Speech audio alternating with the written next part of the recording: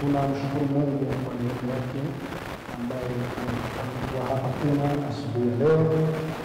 Tunaendelea kumshukuru mchungaji na baraza lote ambao waliona vema kwa kutupatia nafasi ya kusema nafasi ya Bwana na taifa lake kwa wiki hii. Tutasoma neno la Mungu katika Injili ya Yesu Kristo kama ilivyoandikwa Marko.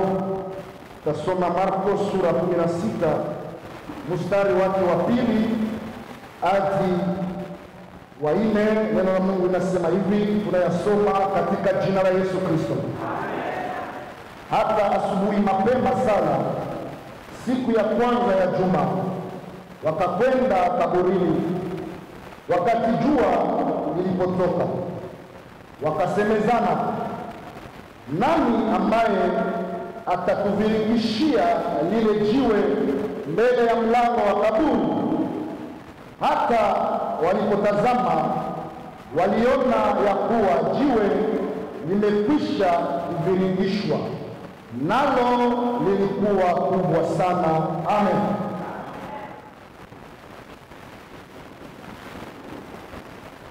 Jina la Bwana Yesu Kristo libarikiwe. Amen. Libarikiwe jina la Bwana.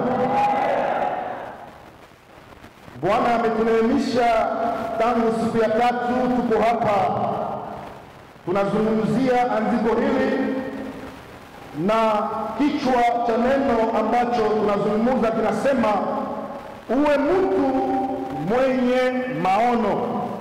Haleluya. Hiki ndicho kichwa ambacho tumehojiana na wapendwa tangu siku ya 3 tulikuwa hapa, siku ya 5 tulikuwa hapa, na kwa neema ya Mungu tuko hapa tena asubuhi ya leo ili tupate kulitimisha neno hili. Aseme uwe mtu mwenye malengo, soit quelqu'un avec des objectifs. Alléluia. Bwana Yesu asifiwe. Jina la Bwana libarikiwe. Libarikiwe jina la Bwana. Uwe mtu mwenye malengo. Injili ya Yesu Kristo kama ilivyoandikwa na Marko ambao tunaisoma hapa, tunaona jinsi gani wamama hawa mashujaa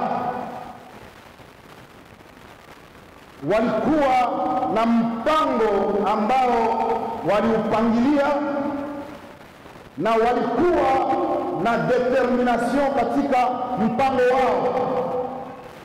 Walikuwa na malengo ambayo walitaka kuyafikia katika mpango wao. Yesu Kristo alipokufa msalabani akazikwa kaburini, na wamama hawa ambao walikuwa wakimfuata wakati alikuwa akifanya kazi waliona vema waende kuiheshimu mwili wa Kristo ambao ulikuwa umewekwa kaburini. Hii ndiyo ilikuwa lengo, ilikuwa shabaha ya hao mama kwa safari ambao walifanya kwenda kaburini asubuhi. Lakini maandiko yanasema walipokuwa njiani walianza kujiuliza, walikuwa na maswali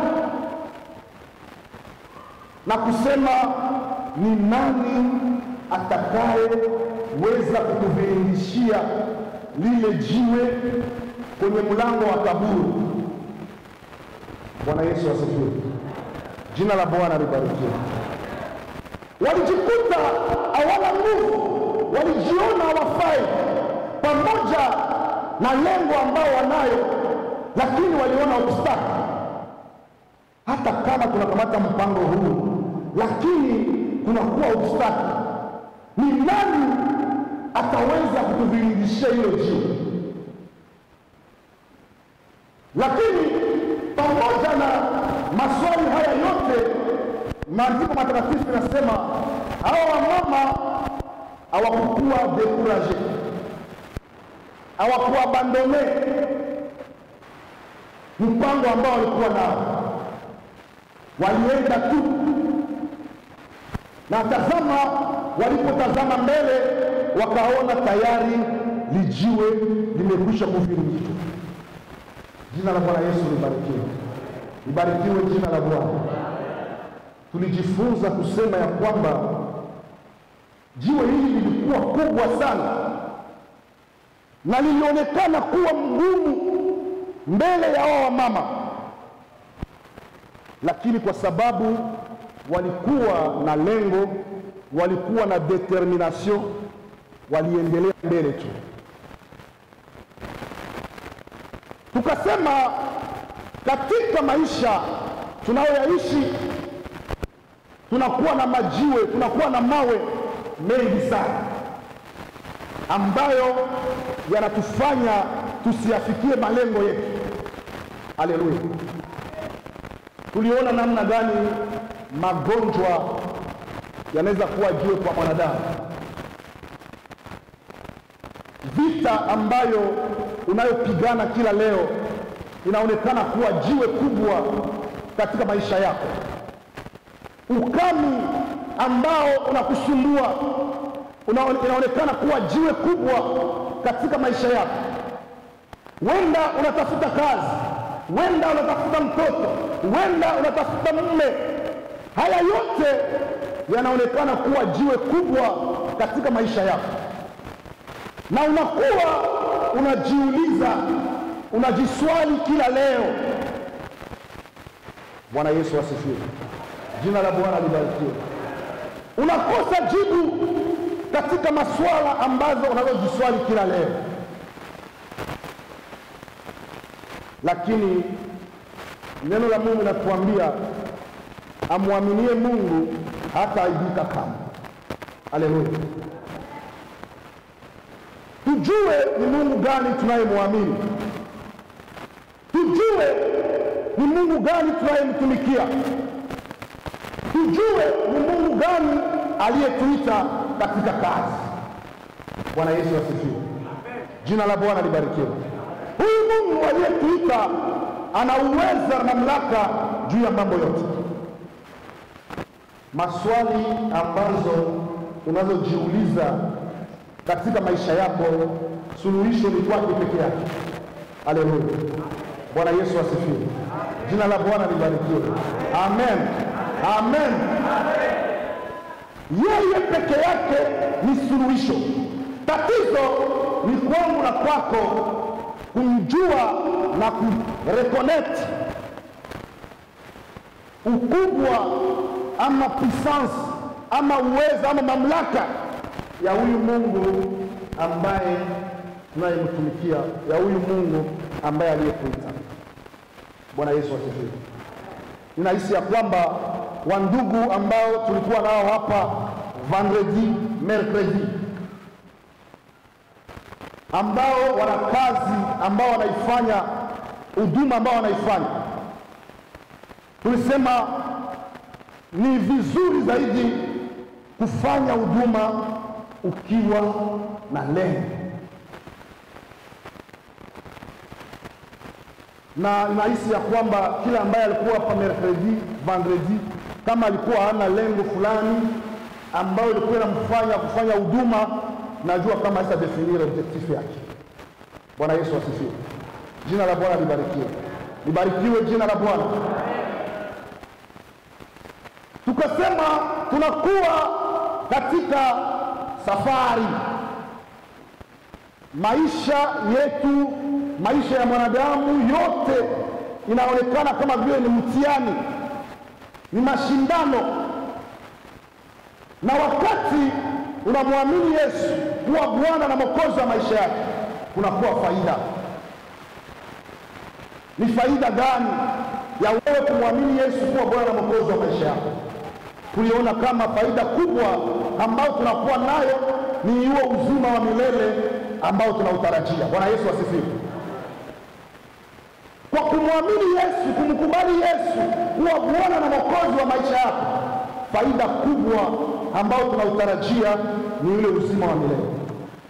Haleluya. Lakini tukasema uzima huu wa milele haukuje kirahisi tu, haikuje kwa wewe kusema tu ninamkubali Yesu kuwa Bwana na Mwokozi wa maisha yangu. Haitoshi. Inabidi katika kumkubali Yesu kuwa Bwana na Mwokozi wa maisha yako ukuwe na objective. Haleluya. Ukuwe na lengo. Tuliona waimbaji, unajisikia kutumikia Mungu katika kuimba.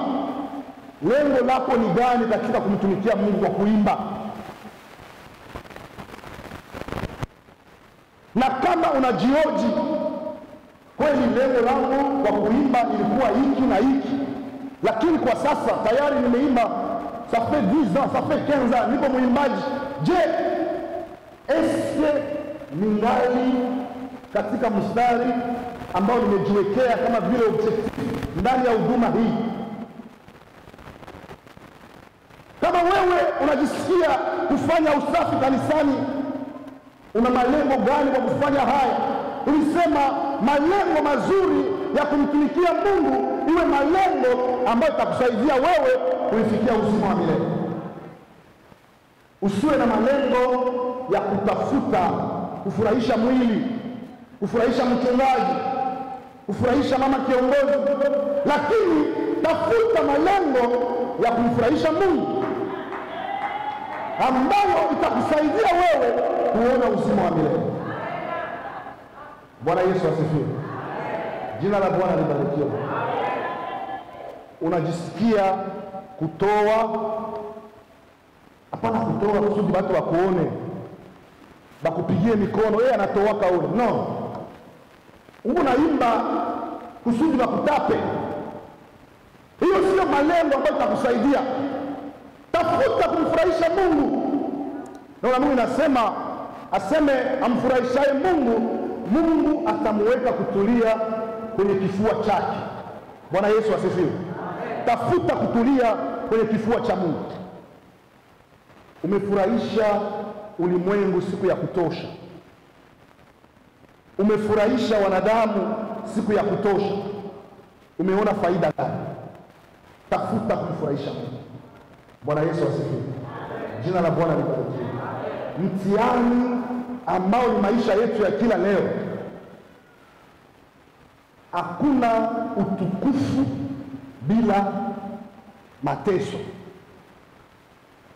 Na ndio maana Yesu akatuambia kama vile wanadamu ni sharti tutajaribiwa, lakini anasema hata ruhusu jaribu yenye kutupita imani kujitokeza, na ile itakayojitokeza yeye mwenyewe ataleta mlango wa ufungulifu. Bwana Yesu asifiwe. Kumbe jaribu unayopitia, magonjwa yanayokusumbua, shida inayokusumbua, isije kufanya wewe kutoka katika malengo yako, isije kufanya wewe kurudia nyuma, isije kufanya wewe kuacha kutenda mema. Haleluya. Bwana Yesu asifiwe. Wakati mwingine mambo ya Kikristo inakuwa sawa vile foli. Bwana Yesu apewe sifa. Haipendi malojiki mingi. Wakati unajisikia kufanya kitu kwa ajili ya utukufu wa Mungu, fanya. Usijali aliye pembeni yako, usijali mke wako, usijali mume wako, usijali ndugu, usijali rafiki. Fanya ile ambayo unajisikia kufanya kwa ajili ya utukufu wa Mungu. Bwana Yesu apewe sifa. Jina la Bwana libarikiwe. Walio wengi ambao tuliona hapa katika maandiko matakatifu, ambao walionekana kuwa mashujaa, ambao walishuhudiwa kwa kubaki imara katika malengo yao, na Mungu alionekana kuwa Mungu. Huyu Mungu tunayemuomba mimi na wewe ni yule Mungu ambaye manabii wa kale ambao tunawahubiri walimuomba, kwa sababu yeye ni yule jana, leo, kesho na hata milele. Haleluya. Alafu pima kuangalia kama kweli huyu Mungu ndiye Musa aliyeomba, ndiye Elia aliyeomba, ndiye Ibrahimu aliyeomba na wengine. Alafu wewe unamuomba namna gani na namna gani anakuonekania? Bwana Yesu asifiwe.